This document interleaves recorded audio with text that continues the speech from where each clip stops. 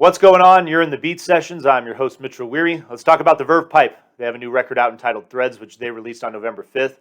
This is their seventh studio album. It follows 2017's Parachute.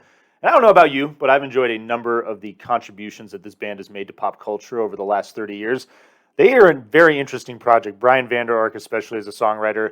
They had their moment in the sun in 96 with Villains. I think the single The Freshman was just about everywhere. It certainly is one of those quintessential 90s tracks, I feel like. It was also the peak moment for the band. The interesting thing about Brian Vander Ark, for his pop sensibility, for as much as he can write a solid hook and melody, they're still experimental. You listen to these guys, and there's that influence of bands like Yes and Rush driving their sound.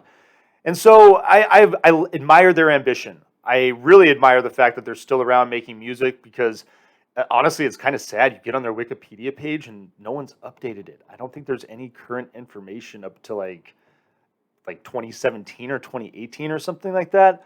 So it really kind of bums me out to see the interest in this band fall off. I'm kind of sad to see like the number of views that this review will get. Maybe it's just because people think I suck, but it bums me out because I think this band is still doing a lot of really solid things. And I think they deserve more credit for what they're doing as well because they really do a lovely job of combining just great pop melodies with some fun experimental sounding music. Kind of makes their albums, a great listen because there's little bits and pieces of different genres that they're implementing into their sound. But like I said, I'm just surprised to see them around after 30 years. They put on a hell of a live show. I remember seeing them back it was 2009 I saw them. It's been about 12 years. But really enjoyed that show. It was in a tiny venue, probably just like 1,000 people there.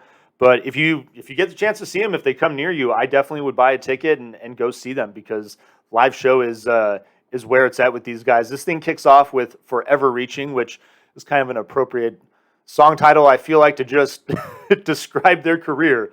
It alludes to a lot of different things, but I like the way the song opens up. It sounds like a drum machine, but it could easily be their drummer just, using these soft brushes to create this sound. I think it's almost actually what that is, but I like the way it opens up. You get this bright chorus in the song. There's a great, solid pop hook, pop influence, and really just find the album opening nice. The Witching Hour is your second track. I dig this song a lot. It's got this mystic element to it, kind of on the macabre side as well. There's this kind of spooky string element to it. Chorus is rocking out, but probably one of the finer moments that you'll experience on this record. And then this thing goes astray for me a little bit. No One's Gonna Break This Heart Again is your third track. I love the big soaring vocal in this track, and I couldn't even find there's a female musician that is doing the backing vocals on a lot of songs on this record. The harmonies between her and Brian Vander Ark are solid. It's one of my favorite things about this record. I think you'll really enjoy them, but I cannot find her name, so if anybody knows this person's name, please put them in the comments section. I'd love to shout them out because I think they're one of the better parts of this record. However, on this particular song, the vocal it's this big soaring hook, and I really like it, but the music that backs it just falls short, I think, of the song's true ambition. And it's one of those moments where their experimentation kind of just will lead the album experience astray. So I would say that's one interesting thing about these guys, watching them live versus listening to an album, is that they lock up a pretty solid live set versus the albums. They're going to take that freedom, and it doesn't always necessarily hit the mark. And it kind of fails for the next couple of songs, I truly feel. Save Me is your fourth track. It's got this great riff, but the chorus drags a little bit. And it's a bummer, too, because I like the influence, what's going on there. They switch it up in the chorus, and you get this kind of ambient guitar riff that reminded me of what Radiohead was doing on In Rainbows. But the overall composition, the structure of it doesn't quite hit the mark for me there. And then Set Me on Fire is your fifth song, and it's kind of this Beatles sounding thing, this orchestration that they're playing around with. And again, it's another one of those things where it's going to be argument. Some of you might really enjoy the track. I just didn't think it was quite where it needed to be. Your sixth song, though, Simon and Garfunkel is driving the sound of your sixth song, Found. I like the vibe there. It really was the first thing that I thought of immediately when I heard the song. I like the way it kicks up the tempo. I thought the album was starting to drag there a little bit. So I think it's a great change, and leads into the back half of this record, which overall is really solid. I really dug it. What might have been is this is a really just an interesting track. It's got this great '90s alternative rock sound, and I think it's that sound, especially from a band like the Verve Pipe, that you might have been waiting for since you hit play on this thing. So it's good that that song finally came. I was hoping for it a little sooner, but I like what's going on musically in that track. Made me a little nostalgic for this band and for a lot of the bands that were playing at that time, putting out albums. You Deserve Whatever Comes Around, kind of a bitter sentiment to this song, but it's got this alt rock country kind of feel, reminiscent of what Counting Crows does a lot. I really liked the feel of this song.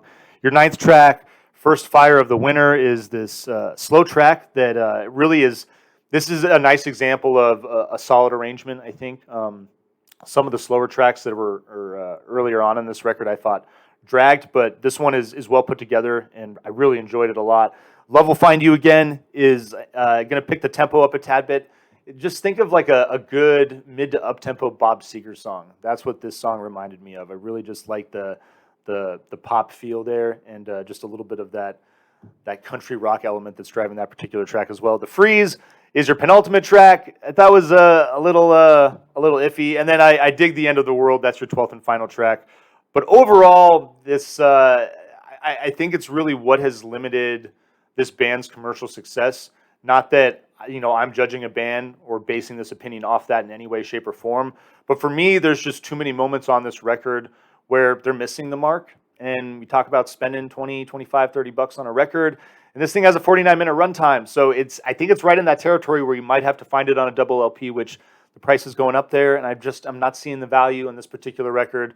However, if you're into the band, there's a lot of cool songs on there that I'd check out. And if they, like I said, if they come near you, go see them live, because there's some great songs on this record that'll work very well into their live set. And I think you'll enjoy this band from that perspective a lot more. So I hope you find this review helpful. Hope you enjoy listening to this record. Please like this video, share it, subscribe to the channel, do all the things to help me grow this project, and stay tuned throughout the week for more album reviews. We'll see you next time on the Beat Sessions.